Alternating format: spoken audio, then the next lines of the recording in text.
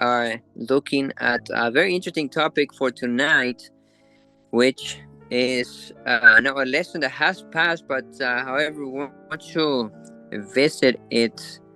And this is the topic that is the commander of the commander of the army of the Lord. So I'm gonna put it up here in here, and we want to open up our Bibles to the book of Joshua, chapter 5.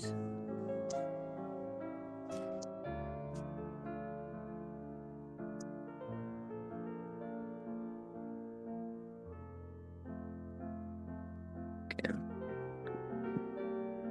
And this is lesson 4. Just to have as a or rather to have as a reference, Joshua 10:14 has been no day like it before or since, when the Lord heeded the voice of a man, for the Lord fought for Israel. And so we go to Joshua 5:13 through 15. And as a way of a context, we have that the Israelites had already passed the Jordan. And very interesting, I was looking at this morning. Chapter 4, verse 9 tells us that, I'm going to go ahead and read here. Joshua also gathered 12 stones in the midst of the Jordan, in the place where the feet of the priests were, whom carried the Ark of the Covenant, and they have been there until today. And I was wondering about that, and I prayed for this, and I prayed that these stones would be found, because it really caught my attention that it would say that, and that I haven't searched for this, but I wonder if there has been any search party going out to the Jordan to look for these 12 stones that have been, according to this verse, left there where the feet of the priest had the ark. This is something to just wanted to share that. And so they are at Gilgal, this place that means that as it says here, the trouble of Egypt, verse 9, chapter 5, verse 9, has been taken off from the Israelites by the Lord. So that's why the name Gilgal. So they are there, and they celebrate two things: circumcision and Passover at Gilgal. And they had not had the circumcision since 40 years ago. So such has been the trouble, the displeasing of the Lord unto for the Israelites. So now they again recover the goodwill, if you will, of the Lord, as they celebrate Passover and come back to practicing circumcision at Gilgal. So that is the context that we have, as they have already passed the Jordan and are there at Gilgal. So then we enter into our story for today, which is found in chapter 5, verse 13 and onward. So this is a short story, verses 13 through 15. So let's go ahead and read that. I have here opened up. This is from the North American Standard Version. Let me see. I'm going to look it up in the New King James Version. Okay. And it came to pass, when Joshua was by Jericho, that he lifted his eyes and looked, and behold, a man stood opposite him with his sword drawn in his hand. And Joshua went to him and said to him, Are you for us or for our adversaries? So he said, No, but as a commander of the army of the Lord I have now come. And Joshua fell on his face to the earth and worshipped, and said to him, What does my Lord say to his servant? Then the commander of the Lord's army said to Joshua, Take your sandal off your foot, for the place where you stand is holy. And Joshua did so. That is the story that we have. Very, very insightful, as we see that Joshua is prostrating, he is kneeling down and worshiping this being who calls himself commander of the army of the Lord. And so he calls the Lord by a pronoun that does not signify himself. He is the commander of the army of the Lord. And this commander is also asking Joshua to take off his sandals off his feet, because of the place where he's at is holy ground.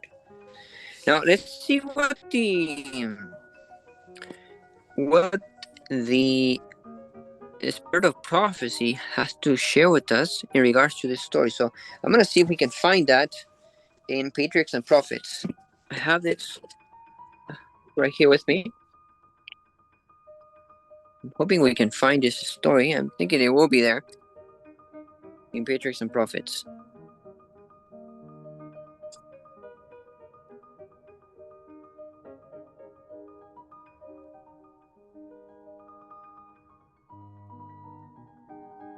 So we have here the fall of Jericho. And yes, it is here. Okay, so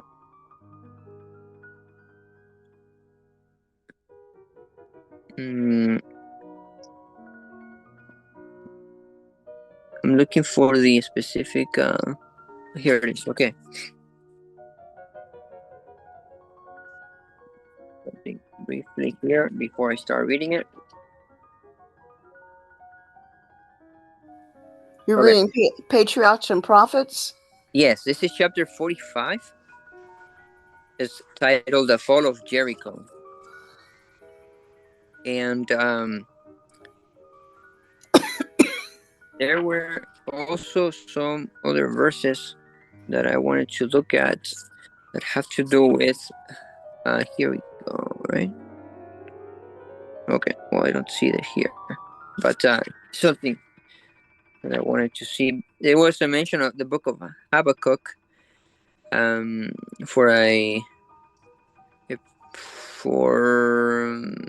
it was brought out for the book of Joshua. I just wanted to find that reference, but that's okay because we're looking at this now. So it's right in the third. Let me see, third. In the third paragraph. Oh yeah. The text that we just read. Are you for us or are you for our adversary? Yes. Mm-hmm. Yes. Look at Patriarchs and Prophets. Just below. Yeah, I know. I see it, but looking for a different reference. But yeah, I'm just gonna go ahead and start from here, from the beginning of the chapter, because it's only a few paragraphs, even two. Okay. Okay, so it reads: The Hebrews had entered Canaan, but they had not subdued it, and to human appearance, the struggle to gain possession of the land must be long and difficult. It was inhabited by a powerful race who stood ready to oppose the invasion of their territory. The various tribes were bound together by the fear of a common danger. Their horses and iron battle chariots. The word chariots and horses, aren't they the same? Oh, chariots is right. It's the thing that goes behind the horses. Okay. Their knowledge of the country and their training in war would give them great advantage. Furthermore, the country was guarded by fortresses, open quote, cities great and fenced up to heaven, close quote, Deuteronomy 9:1. And I wonder if Deuteronomy 9:1 is what a part of the speeches of the first spies that were sent. I think there were 12, in which Joshua and Caleb were found, but they had a good report, a positive report, a faithful a report of faith and faithful report to God. Only in the assurance of a strength not their own could the Israelites hope for success in the impending conflict.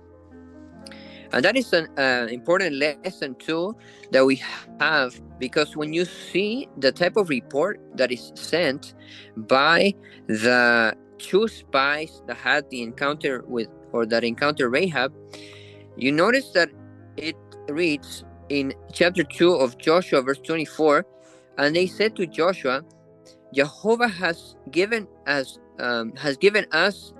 the whole land in our hands, and also all of the dwellers of the country dismay before us.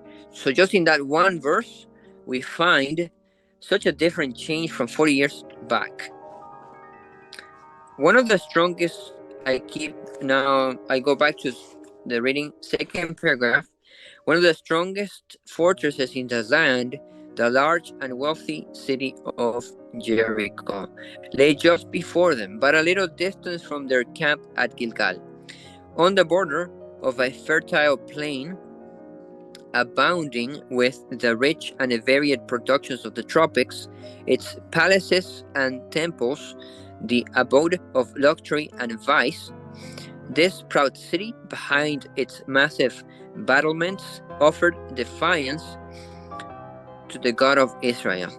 Jericho was one of the principal seats of idol worship, being especially devoted to Ashtaroth. So we see here that it's called one of the principal seats of idol worship.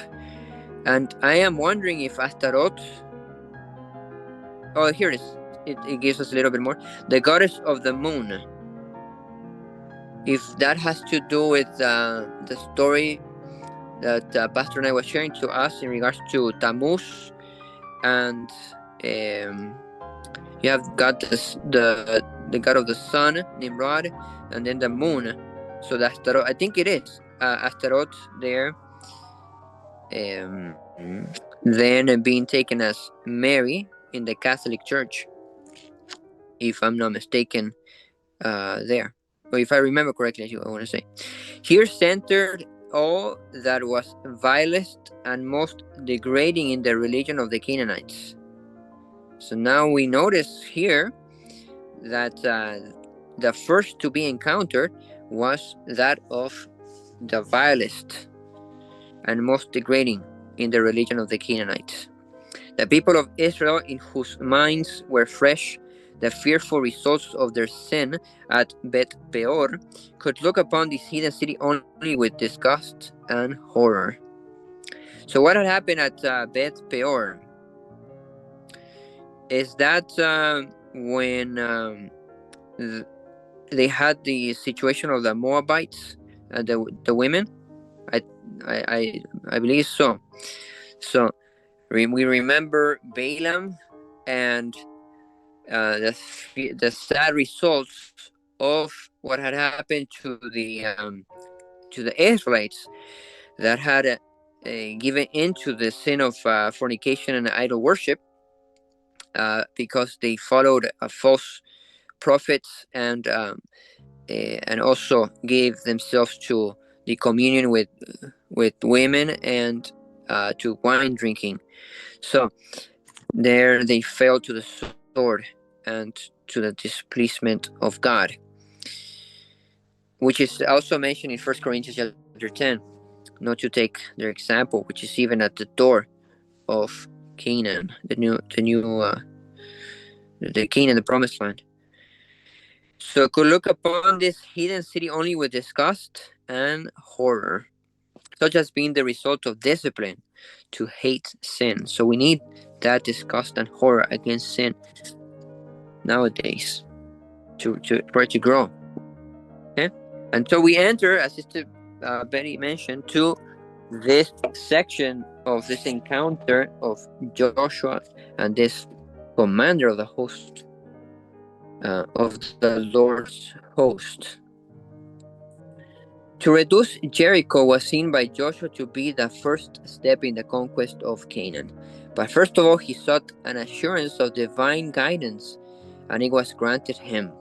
And we remember that it is an after story of the Gibeonites coming forth, Joshua chapter 8.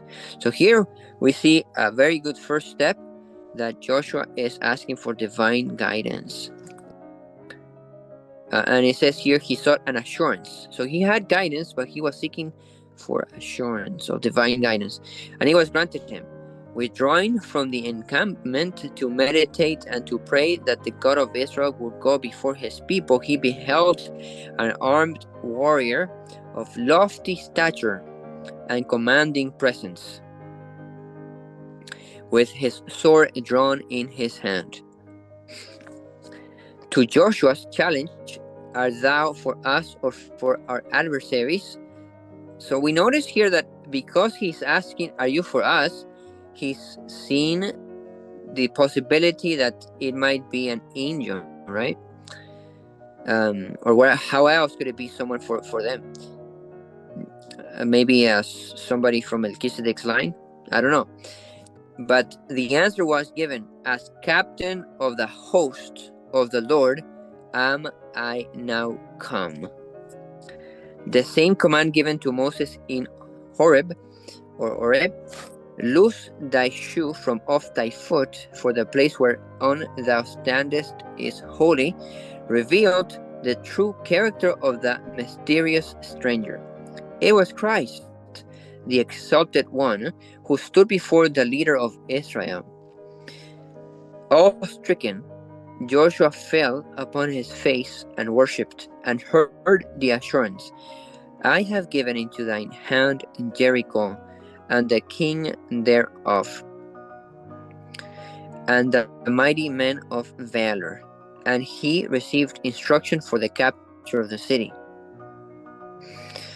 So we see then that this strategy that he had of surrounding the city 13 times, the last day being 7 times, that he had success. Here we comment a little bit about reverence. We see that Joshua is asked to remove the sandals of his feet. So that teaches us about reverence. And also, there is a section I want to say as well, that I would like to be referenced, and that is applauding in the sanctuary. Now, that is in the Spirit of Prophecy and in White's writings.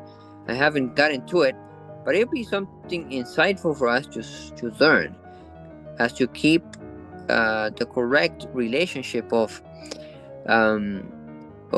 expression and reverence. In obedience to the divine command, Joshua marshaled the armies of Israel. No assault was to be made. And so forth, the reading continues. And we want to highlight here this phrase, that it was Christ, the exalted one, who stood the leader of Israel. So he had come as an answer to what? Joshua seeking assurance of divine guidance. So he went both to meditate and to pray. So before he faced this such a important task of overcoming the center of sin, which was Jericho. I did not know that was the center of it, of idol worship. And interesting too that it is Astaroth. Now, if we are correct in regards to Astaroth now being the modern day Mary in heaven, interceding for the people, the people that believe, right? That teaches us today that as the message of Revelation chapter 13 is to go forth to say Babylon is filled with demons, then it is the same. It is as an attack of back then Joshua fighting against Jericho, as fighting, spiritually speaking, to the blasphemy of a supposed Mary interceding for mankind, when the Bible tells us that there is only one mediator between man and God, and that is Jesus Christ, the man. So very interesting analogy that we can find there in this story. Now we go to the lesson, which we have Joshua 5:13 through 15, and here it gives us a comparison. Compare chapter 5 verse 14 and 15 with 2 Kings chapter 6 8 through 17, Nehemiah 9:6, and Isaiah 37:16. What do these texts say or teach in regards to the identity of Joshua? And I think it's rather wanting to reference, or we want to see more what it tells us about the commander of the army of the Lord. So we have 2 Kings. So that's very interesting. Other references that we have here and that we will learn about in 2 Kings, Nehemiah, and Isaiah. So let's go ahead and open the Bible to those sections. 2 Kings chapter 6 verse 8 through 17. And let's find out. And why also this is important, friends, is because I've had experience when someone tells me that Christ is a creature, that he's created by God the Father, that he has a beginning. And so here in this story, we see how that is proven to be false, because Joshua is worshiping this being, commander of the army of the Lord then being God the Father, and the commander then being Jesus Christ. So if we say that we can worship a creature, then we are giving room to the devil to also have a right to the great controversy in which he would ask to be worshipped. Notice that the great controversy in Revelation chapter 13 is in regards to worship, because it says there, and let's open the Bible to Revelation chapter 13 before we enter into Second Kings. Revelation chapter 13, we see that it has to do with worship, this great controversy. So how important it is to believe that Christ has no beginning, as it says there in Micah, which that is not the center of our study yet, but it could be, as the Holy Spirit leads us.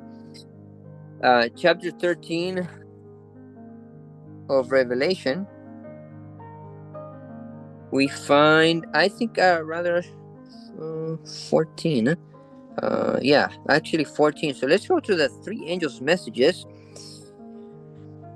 Chapter 14, verse 9. And the third angel followed, saying with a great voice, if anyone would worship, there we have a key word, the beast and his image, then, or her image.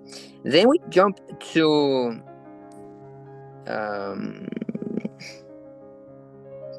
we want to find the word worship to reference to the Lord.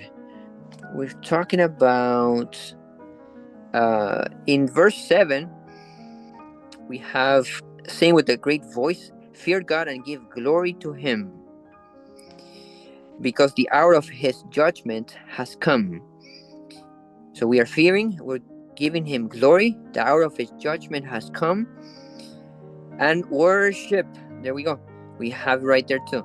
And worship him who made, there we have the feature, the characteristic of God. Why do we worship him? Because he is not a creature, he is a creator who made heaven and earth, the sea and the fountains of waters. So there we see the difference, or I want to say rather, there we see the reason of why we are worshiping God. And also this is found in the worship where we that is found in chapters 4 and 5, the worship towards the throne of God. And we recall the verses saying that we worship him who his will is that we exist. In other words, he is our creator. Now I'm going to look for that verse that we may also reference, because it's also important to reference the worship.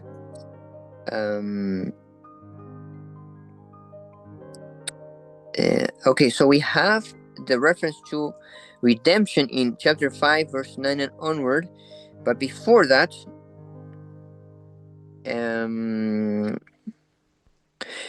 chapter 4, verse 11. Lord, you are worthy to receive glory and honor and power, because you created all things, and because of your will they exist and were created. So there we have a worship phrase, a worship a verse of worship to God, as the reason being that he is the creator and he sustains all things. So that being said, then this being found in Joshua chapter 5 is none other than Jesus Christ, who is also the creator, as John 1 tells us, who has no beginning. His beginnings are, or his coming forth is from everlasting. We find that in the Old Testament. And so his worship, the reason of worshiping is you can only worship, I want to say, as the Bible teaches us, you can only worship a creator, not the created. So then the devil has no grounds to ask to be worshipped. And so anyone that worships the beast or his image, or the image of the beast, then is worshiping the devil, whose claim to be worshipped is but false and selfish and evil.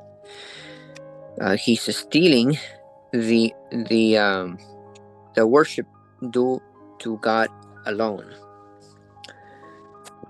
Now we said we want to go to 2 Kings. I'm looking at the time too. 2 Kings chapter 6, verses 8 through 17. So what is this story about? Chapter 6, we're talking about Elisha verse 8 through 17, Elisha and the Syrians. So we have even more verses. It is referencing quite a few verses, 8 through 17. So if you can help me out here to find what verse could reference to the host, the commander of the host of the Lord. So we begin then. I'm going to open it up here in the sub-school lesson.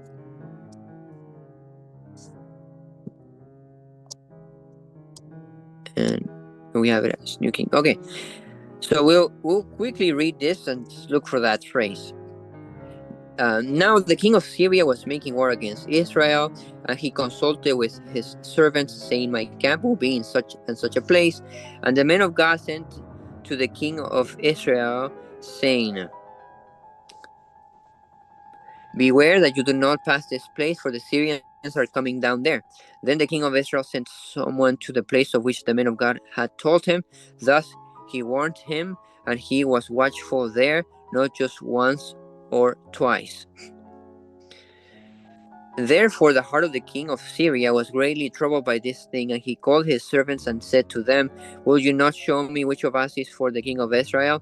And one of his servants said, "None, my lord, O king, but Elisha, the prophet who is in Israel, tells the king of Israel the words that you speak in your bedroom." So he said, "Go and see where he is, that I may send and get him." And it was told him, saying, "Surely he is in Dothan." Therefore he sent horses and chariots and a great army there, and they came by night and surrounded the city. And when the servant of the men of God arose early and went out, there was an army surrounding the city with horses and chariots. And his servant said to him, "Alas, my master, what shall we do?" So he answered, "Do not fear, for those who are with us are more than those who are with them."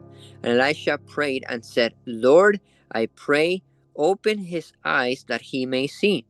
Then the Lord opened the eyes of the young man, and he saw. And behold, the mountain was full of horses and chariots of fire all around Elisha. So that was the reference of 2 Kings, and we go to Nehemiah 9:6. You alone are the Lord. You have made heaven, the heaven of heavens, with all their hosts, the earth and everything on it, the seas and all that is in them, and you preserve them all. The host of heaven worships you. And Isaiah 37:16. O Lord of hosts, God of Israel, the one who dwells between the cherubim, you are God.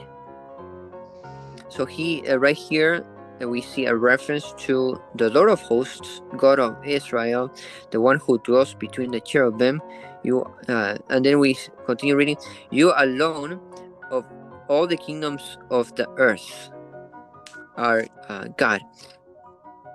You have made heaven and earth.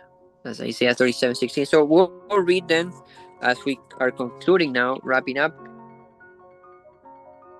this section here of the lesson. I'm going to read it here from the phone. While the expression commander of the army of the Lord is unique in the Hebrew Bible, the combination of the terms commander and hosts always refers to a military leader. The word host in scripture can refer to military troops, to the angels, or to celestial bodies. The pre-incarnate Christ appears to Joshua not merely as an ally, nor even as the true commander of Israel's army, but as the commander of the unseen yet real army of angels involved in a far greater conflict than that of Joshua with the Canaanites. Joshua's answer clearly indicates his understanding of the commander's identity. He is equal to God, and Joshua falls prostrate in front of him as a sign of profound respect and worship. There mentioned Genesis 17:3, 2 Samuel 9:6, 2 Chronicles 20:18. Joshua is ready to receive the battle strategy for a military campaign that is an intrinsic part of a far greater conflict in which the God of hosts himself is involved. So what is that greater conflict but the great controversy? And we have a final question here from the lesson. What comfort can and should we draw from knowing that the commander of the army of the Lord is at work in defense of his people? Praise God for that. And we have just one sentence here. The word host in scripture can refer to military troops, to the angels, or to celestial bodies. Okay. And such has then been our study. I see Sister Kelly with us. I was out looking at the South School lesson. And I do see a lot of text here. Okay, thank you for the text. So has been our study here, and I want to open it up for comments. If anyone has any comments in regards to the lesson that we have been studying. Again, this is going with permission to online, as I understand, live. So would anyone have any comment? A very insightful lesson that we looked at for this.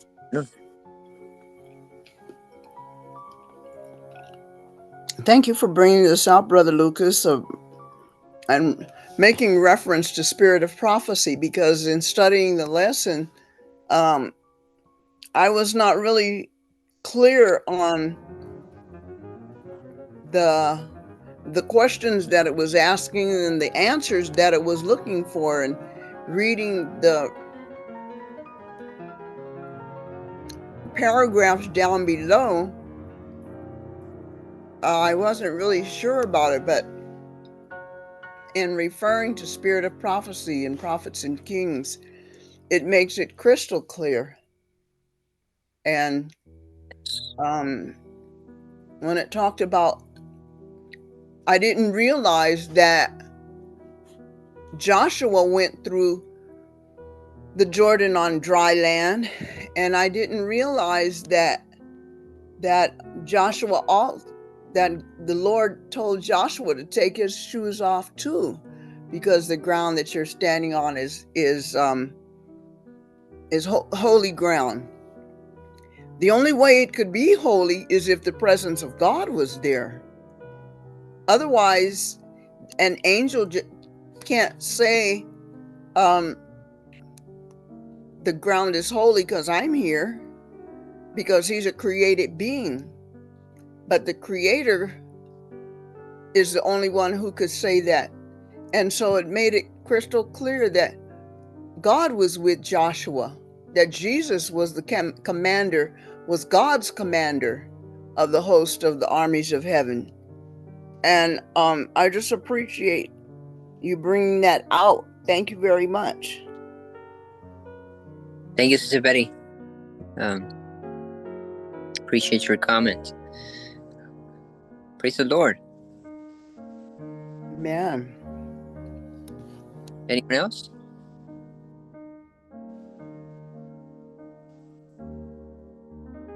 Okay.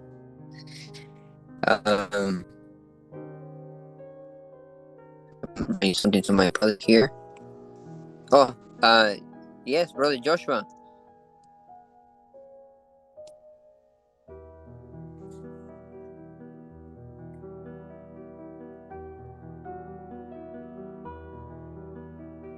I'm going to read your comment. I like very much how Joshua was told, get off your sandals. Yes. And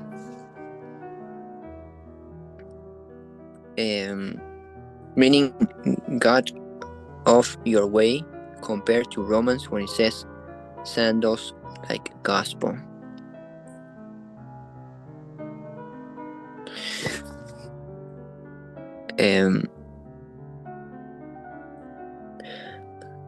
So Romans Are you referring to the verse, "Blessed are the feet that spread the gospel"? Okay, so contrasting it to Joshua, so meaning "God off your way," like okay.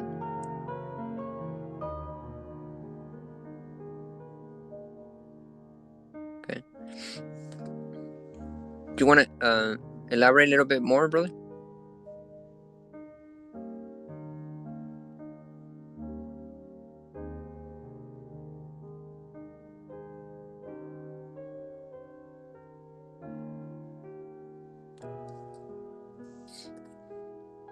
I see. Sure.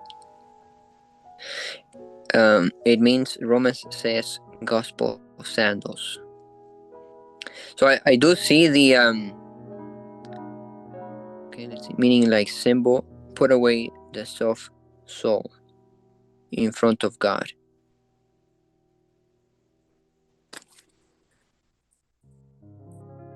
Oh, I see. Oh, I understand what you're saying, brother.